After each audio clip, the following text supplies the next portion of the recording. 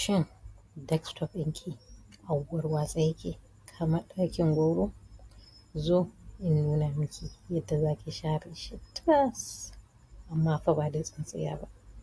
Jama'a ku marmatso in nuna muku yadda ake wannan al'amarin.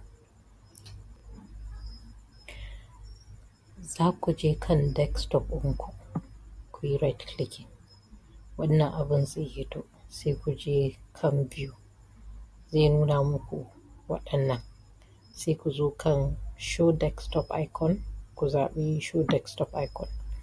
Nan da nan kamar ƙyaftawa ido za ku ga komai ya tafi, amma kada gabanku ya faɗi.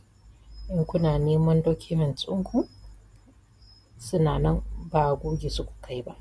In kuka zo kan file explorer, kuka buɗe desktop, za ku ga shirginku yana nan babu wanda ya ɓace. In kuma so kuke ya dawo kan desktop, ku dawo kan desktop ɗinku, ku yi right clicking, sai ku ƙara zuwa kan view, ku zaɓi show desktop icon kamar yadda kuka yi ɗazu. Nan da nan za ku ga komai ya dawo. Fasaha a sauwaƙe tare da Malamar Tech. Na gode.